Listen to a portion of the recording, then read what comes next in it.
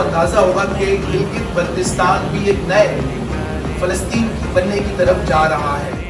اب گلگت بلتستان میں بھی ایسا ہی کچھ ہونے جا رہا ہے. اور یہ جو لینڈ ریفارمز بل ہے وہ گلگت بلتستان پر ایک نئی قبضے کا بل ہے. آج 2023 سے زمینی ریئلٹیز کو سامنے رکھتے ہوئے گلگت بلتستان کے مفاد کو سامنے رکھتے ہوئے نیا قانون بننا چاہیے. شکریہ علی احمد جان.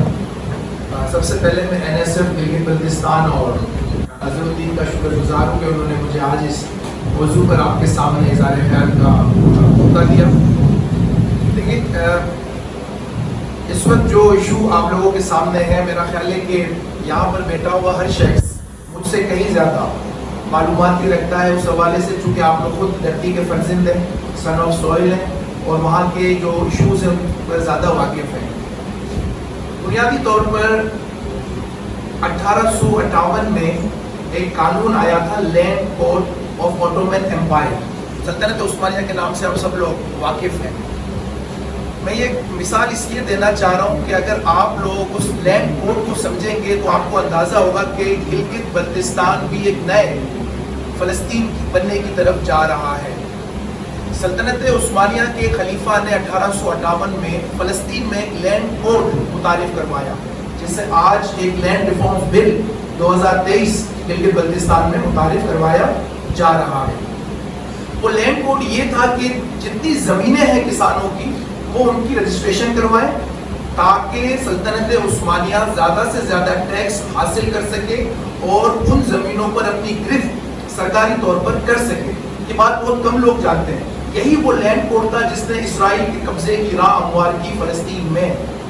جب کسانوں نے ٹیکس سے بچنے کے لیے اپنی زمینیں رجسٹرڈ نہیں کروائی، یا کسانوں کی ایک بہت بڑی تعداد نے ان زمینوں کو گاؤں کے سردار یا بڑوں کے نام پر منتقل کیا، کیونکہ سلطنت عثمانیہ میں گاؤں کے سردار ٹیکس سے استثناء حاصل تھا، وہ ٹیکس نہیں دیتے تھے.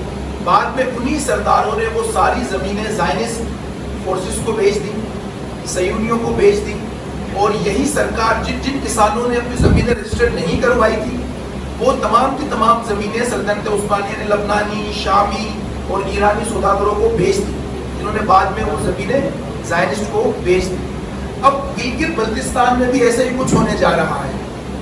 ایک قانون آیا ہے کہ جی ہم لینڈ ریفارمز یہاں پر کرنے جا رہے ہیں، کیونکہ یہ جو زمینیں ہیں یہ کسی زمانے میں یا بہت پہلے جو ہے یہ خالصہ سرکار کی ملکیت تھی. مہاراجہ رنجیت سنگھ جب انہوں نے سکہ شاہی ریاست قائم کی پنجاب میں تو وہ ایکسٹینڈ کرتے کرتے ایکسپینشنزم یا توسیع پسندی جو ہے وہ گلگت بلتستان تک بھی پہنچ چکی تھی کشمیر کے ساتھ ساتھ. اب وہ ریاست تو ختم ہو گئی. اس کے بعد مہاراجہ ہری سنگھ نے وہاں پر اسٹیٹ سبجیکٹ رول متعارف کروائے، وہ بھی وڈرو ہو چکا ہے اسٹیٹ سبجیکٹ رول بھی 1974 میں. اب مسئلہ کیا ہے؟ دیکھیں، انڈین آکوپائڈ کشمیر کا اسپیشل اسٹیٹس ختم کیا گیا ہے. کیوں؟ بظاہر تو آپ کو لگتا ہے کہ انڈیا کی ریاست نے ایک عمل کیا ہے کہ جی ہم اس کے اسٹیٹس کو ختم کرنا چاہتے ہیں، لیکن اس عمل کے پیچھے انڈین سرمایہ دار، انڈین ملٹی نیشنل کمپنیز شامل ہیں. اب جو گلگت کی زمین ہے اس کو پاکستان کے جو سرمایہ دار ہیں یا جو ملٹی نیشنلز ہیں ان کی نظریں اب گلگت بلتستان کی سرزمین پر ہیں.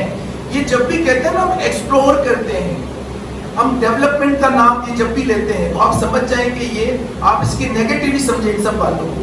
جہاں یہ لفظ ترقی یوز کرتے ہیں، جہاں یہ لفظ خوشحالی یوز کرتے ہیں، جہاں یہ کہتے ہیں کہ جی ہم آپ کو قومی دھارے میں لانا چاہتے ہیں، اٹ مینس کہ اب یہ فراڈ کرتے ہیں.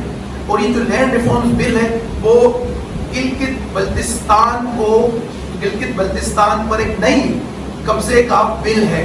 اب یہاں کی زمینیں بھی یہاں کے سرمایہ دار استعمال کریں گے، خریدیں گے، اپنے کمرشل پروجیکٹس لائیں گے، اپنی ہاؤسنگ سوسائٹیز لائیں گے.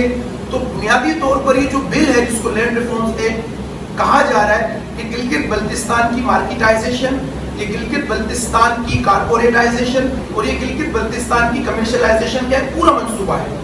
اور گلگت بلتستان کی کوئی بہت بڑی آبادی نہیں ہے، آپ اس بات کو سمجھیں. 20-25 لاکھ 30 لاکھ کی آبادی ہوگی میرے خیال سے. اب زمین قیمتی ہے ان پروجیکٹس کے لیے جو پروجیکٹس پہلے سے کیلکولیٹ ہو چکے ہیں. یہ بل تو محض اس کا ایک اظہار ہے.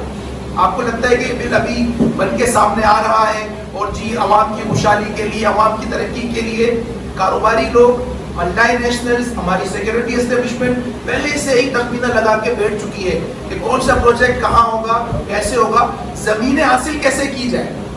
اس لیے جب یہ کہتے ہیں نا کہ جو خالصہ سرکار کی زمینیں ہیں، یعنی کہ جب مہاراجہ رنجیت سنگھ نے، چونکہ ایک سیٹ اپ قائم ہوا تھا کہ بھئی جس کے نام پر زمین نہیں ہے وہ سکھ گورنمنٹ کی زمین ہے، وہ خالصہ سرکار کی زمین ہے. اسی طرح فلسطین میں کہ جو زمین کسان کے نام پر نہیں ہے وہ سلطنت عثمانیہ کی زمین ہے، اور بعد میں وہ زمینیں بیچی گئی.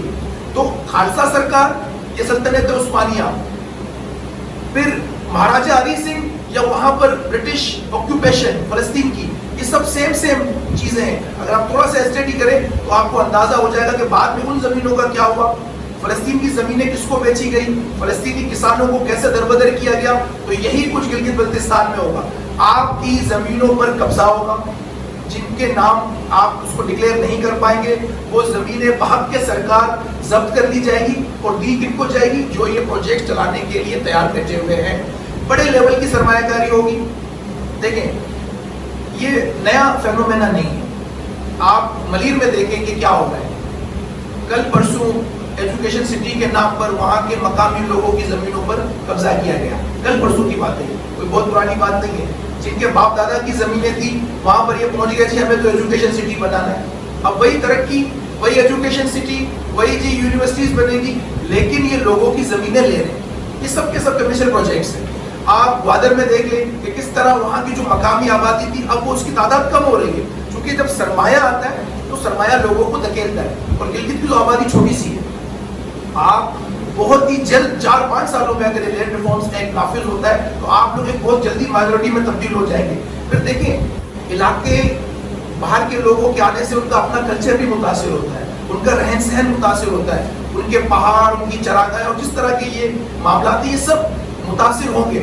تو اب گلگت میں ایک ڈیبیٹ چل رہی ہے. وفاق پرست جتنی بھی پارٹیز ہیں وہاں پر، چاہے وہ پی ٹی آئی ہو، پیپلز پارٹی ہو، وہ مسلم لیگ ہو، ان کا مقصد یہ ہے کہ لینڈ ریفارمز ایک نافذ ہو جائے. یہ ایک ورژن ہے ان کا کہ جی ترقی آئے گی، کیونکہ یہ جتنی جو وفاق پرست پارٹیز ہیں جن کا میں نے ابھی نام لیا ہے، ان کے اسپانسرز یہی ملٹی نیشنلز ہیں. یہ فنڈز انہی لوگوں سے لیتے ہیں. یہاں پر ان کو ظاہر ڈی ایچ ایز آباد کرنے ہیں، ان کو اور جو ہے نا ہاؤسنگ سوسائٹیز آباد کرنی ہے، تو ان کا مد نظر تو یہی ہے کہ لینڈ ریفارم تو آنا چاہیے. لیکن بلتستان کی جو لیجسلیٹو اسمبلی ہے وہ آپ دیکھ لیجئے گا کہ کس طرح وہ لینڈ ریفارمز کے حوالے سے جو ہے وہ پروپیگنڈا بھی کر رہی ہے اور چاہ رہی ہے کہ نافذ ہو، کیونکہ اسلام آباد میں بیٹے جو ان کے ہینڈلرز ہیں وہ یہ چاہتے ہیں. جو گلگت بلتستان کے جو P T I, peoples party یا اور جتنی بھی جماعتیں وہاں پر کام کر رہی ہیں، مسلم لیگ، نون وغیرہ یا اور بھی جو بھی جماعتیں ہوں وہاں پہ، یہ تو اسلام آباد سے احکامات لیتے ہیں. اسلام آباد سے جو کچھ ان کو کہا جائے گا یہ وہی کچھ کریں گے اور کرنے کے لیے تیار ہیں. ایک طبقہ فکر وہ ہے جو کہتا ہے کہ جی اس صورتحال سے بچنے کے لیے ضروری ہے کہ اسے کوئی پوری صوبہ ٹائپ کوئی چیز بنا دی جائے. ایک ڈیبیٹ یہ بھی چل رہی ہے، لوگوں کی ایک رائے ہے کہ اسے صوبے کا درجہ دیا جائے یا کوئی پوری سیٹ اپ قائم کیا جائے. اب مسئلے کا حل کیا ہو؟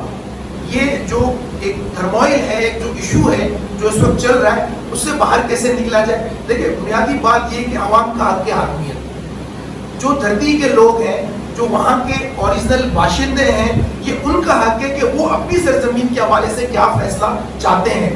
اگر وہاں کے لوگ یہ سمجھتے ہیں کہ انہیں انٹرنل جو ہے وہ ساورنٹی دی جائے تو میرا خیال ہے دی جانی چاہیے. صوبہ بننا مسئلے کا حل نہیں.